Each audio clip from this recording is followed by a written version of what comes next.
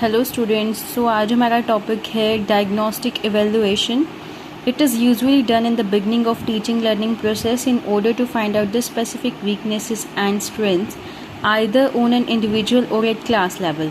तो इसमें मेन बात जो होती है वो यही होती है कि बच्चे की वीकनेसेस देखी जाती हैं, किस सब्जेक्ट में, किस टॉपिक में उसकी वीकनेस है, उसकी स्ट्रेंथ किस चीज़ में है, तो उसी के अकॉर्डिंग फिर उसको रेमेडी दी जाए.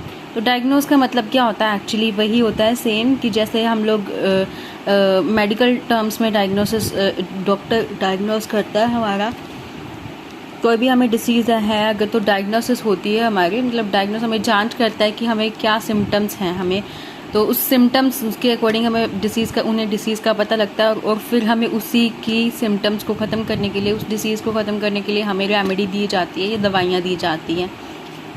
इसी फॉर्म में डायग्नोसिस इवैल्यूएशन में भी वही बात होती है कि पहले बच्चे की वीकनेसेस देखी जाती हैं, उसकी स्ट्रेंथ देखी जाती है, तो उन वीकनेसेस के अकॉर्डिंग ही उनको रेमेडी दी जाती है. ठीक है, जैसे कि मैथ्स सब्जेक्ट में अगर बच्चा वीक है और मैथ्स में उसकी बहुत ज़्यादा वीक है, तो उसको कोई बच्चा है जो कम वीक है, कोई बच्चा बहुत ज़्यादा वीक है, तो उसके अकॉर्डिंग फिर उसको जो ज़्यादा वीक है उसके अकॉर्डिंग उसका टीचिंग टाइप भी चेंज किया जाता है कि किस तरीके से इसको पढ़ाया जाए कि बच्चे के दिमाग में वो बात चली जाए. तो इसमें आता है ये डायग्नोस्टिक इवैल्यूएशन कि इसी चीज़ को ही इवैल्यूएट करने के लिए कि बच्चे की स्ट्रेंथ क्या है, बच्चे की वीकनेस क्या है, इसी को इवैल्यूएट करने के लिए इवैल्यूएशन रखा जाता है. It endeavours to find out the causes of those problems which could not be checked and remedied by formative evaluation. तो इसमें वो चीज़ें आती हैं जो formative evaluation से चेक नहीं की जा सकती हैं. ओके, डायग्नोस्टिक इवैल्यूएशन के टेस्ट भी जो हैं वो कुछ थोड़े से अलग टाइप के रखे जाते हैं, मतलब कि लोअर लेवल से हायर लेवल के टेस्ट होते हैं. लोअर लेवल से हायर लेवल नहीं, मतलब जैसे कि एंट्रेंस एग्ज़ाम्स होते हैं, एंड मतलब उनमें क्या होता है कि एंट्रेंस एग्जाम्स लगा लो या फिर ऑब्जेक्टिव टाइप क्वेश्चंस लगाइए. ऑब्जेक्टिव टाइप क्वेश्चंस में क्या होता है कि हमें पहले जो है सब्जेक्ट के पहले जो भी हमने यूनिट का टेस्ट लिया है, तो उसमें क्या होता है कि पहले जो है इजी क्वेश्चंस दिए जाते हैं, फिर उससे डिफ़िकल्ट, फिर लास्ट में टफ़ होते हैं. तो मतलब कि इससे क्या है कि बच्चे की अगर मान लो कि अगर उसके बाद वाले टफ़ वाले ऑब्जेक्टिव टाइप में टफ़ वाले क्वेश्चंस जो हैं वो उसके सही हैं थोड़े बहुत और आगे वाले नहीं सही हैं, तो इसका मतलब क्या है कि बच्चे ने तुक्के से आंसर लगाया. ठीक है, तो कि बेसिक्स तो उसके क्लियर है नहीं, तो उसको आगे की इन्फॉर्मेशन क्या होगी. तो इस तरीके से डायग्नोस हो गया पूरा कि हाँ, कि पता लग गया कि हाँ भाई बच्चे को इन्फॉर्मेशन है या नहीं है, कि अगर उसके टफ़ वाले क्वेश्चंस जो हैं उसके सही हैं और जो उसके आगे सिंपल क्वेश्चंस थे वो सही नहीं हैं, तो इसका मतलब कि उसने तुक्के से आंसर लगाया था ऑब्जेक्टिव टाइप में. ठीक है, तो लेकिन अगर उसके सिंपल वाले सही हैं सारे और लगभग, और बाकी टफ़ वाले जो हैं थोड़े बहुत गलत हैं सॉरी, तो इसका मतलब ये है कि उसकी इन्फॉर्मेशन जो है, उसको जो भी पढ़ा है बच्चे ने सही पढ़ा है, इसी वजह से उसका इस तरह से रिस्पॉन्स आया है. तो उससे हम लोग डायग्नोस कर रहे हैं कि हाँ भाई बच्चे को एक्चुअल में आता है या नहीं आता है. Diagnostic evaluation is more comprehensive and detailed in comparison to formative evaluation. Formative evaluation में क्या होता है, सिर्फ यूनिट टेस्ट लिए जाते हैं, लेकिन इसमें क्या है, हम बच्चे का पता लगाते हैं कि बच्चे को कितना आता है कितना नहीं आता है. तो ये ज़्यादा डिटेल्ड है, कॉम्प्रिहेंसिव है. It need specially prepared diagnostic test. वही बात आ गई जो मैंने अभी कही थी कि इसमें स्पेशली प्रिपेयर्ड किए जाते हैं डायग्नोस्टिक टेस्ट की पता लगाने के लिए कि बच्चे का जो है, बच्चे को नॉलेज है कितनी है, कितना इंटेलिजेंट है, ये सब पता लगता है. And many other observational techniques, और ऑब्जर्वेशनल टेक्निक्स भी होती हैं, ऑब्जर्वेशन से भी बच्चे को डायग्नोस किया जाता है. ओके, तो इस टेस्ट के मेरिट्स क्या हैं? Helps in finding the learning difficulties of the students. सबसे बड़ी बात तो यही है, डायग्नोस कर रहे हैं तो मतलब उनकी बच्चों की जो डिफ़िकल्टीज़ हैं वो हमें पता लगती हैं. ठीक है, कि उसको किस तरीके से लर्न करने में क्या डिफ़िकल्टी है. सिर्फ यही नहीं हमें पता लगता कि उसके एरर क्या है, उसने क्या गलतियाँ की हैं, यही नहीं पता लगता. हमें ये भी देखना होता है कि उसको किस तरीके से पढ़ाया जाए कि उसकी डिफ़िकल्टीज ख़त्म हो जाए. उसकी डिफ़िकल्टी देखी जाती है कि बच्चे को क्यों नहीं याद होगा, कि उसमें क्या डिफ़िकल्टी लग रही है उसको याद करने में. Okay, helpful in assessing the strength and weakness of the students. और यही बात आ गई फिर से कि स्ट्रेंथ और वीकनेस के बारे में पता लगता है।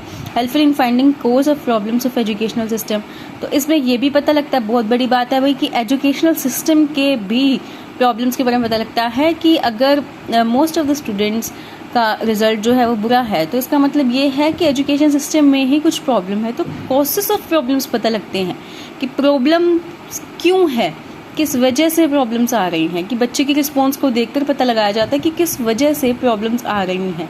तो इस तरीके से टेस्ट बनाए जाते हैं जिससे ये भी पता लगता है। Helpful in curriculum changes, it is possible only with the help of diagnostic test. तो करिकुलम में भी चेंज लाया जा सकता है कि अगर डायग्नोस्टिक टेस्ट करेंगे तो हमें पता लगा कि बच्चे को किस तरीके से मतलब क्या चीज़ में डिफ़िकल्टी है और किस लेवल तक डिफ़िकल्टी है, ये भी पता लगता है। तो उस लेवल तक अगर पता लग गया तो उससे हम लोग करिकुलम को चेंज कर सकते हैं बच्चे के लेवल के according. Helpful in classification of the students, तो इसमें क्लासीफाई भी हो जाता है, ये भी सही बात है। फीडबैक टू द स्टूडेंट्स, बच्चों को फीडबैक मिलता है, डायग्नोस्टिक टेस्ट से फीडबैक मिला, और टीचर्स को भी मिलता है। Suggestion for remedial measures, and obviously remedial measures इसमें दिए जाते हैं, तो ये भी एक इसका फ़ायदा है। तो स्टेप्स क्या रहते हैं डायग्नोस्टिक में? डायग्नोस्टिक टेस्टिंग, सबसे पहले तो specific diagnosis of the problem देखा जाता है कि प्रॉब्लम क्या है। Detail investigation of the causes, अब उसके कॉसेस देखे जाते हैं कि वो प्रॉब्लम क्यों आई है। अगर बच्चे का किसी चीज़ में, किसी टॉपिक में गलत डायग्नोस किया हमने, तो इस टॉपिक में बच्चे को प्रॉब्लम है, तो उस प्रॉब्लम का कॉज क्या है, उसका माइंड लेवल चेक किया जाता है बच्चे का कि इसका मैथ्स अच्छा नहीं है, मतलब मैथ्स में किस पार्ट में इसको प्रॉब्लम है बच्चे को, ओके।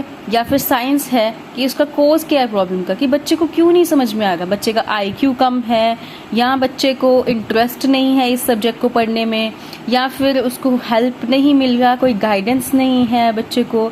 तो हर एक चीज़ उसकी कोज देखा जाता है कि किस वजह से बच्चे को जो है इसमें प्रॉब्लम आ रही है। देन रेमेडिएशन, फिर उसके बाद रेमेडी दी जाती है। Diagnosis is complete only when remediation takes place. ये एक बात इंपॉर्टेंट है कि डायग्नोसिस कंप्लीट ही तब होती है, अगर हमने डायग्नोस्टिक टेस्ट कहा है, उसमें हम लोग डायग्नोस्टिक टेस्ट लिख रहे हैं, तो उसका मतलब ये है कि रेमेडी देना ज़रूरी है। रेमेडी के बिना diagnostic evaluation is not complete. तो डायग्नोसिस कंप्लीट ही तब होगी अगर रेमेडिएशन मिलेगा। The word diagnosis is used in medical science to identify the disease by observing the symptoms and finding out the reason thereof is called diagnosis. It is done by doctor. It is very simple बात है, ये तो आपको पता ही है कि diagnosis क्या होता है, okay? Then आता है similarly the teacher finds faults and demerits of the students. After checking demerits, he applies diagnostic teaching.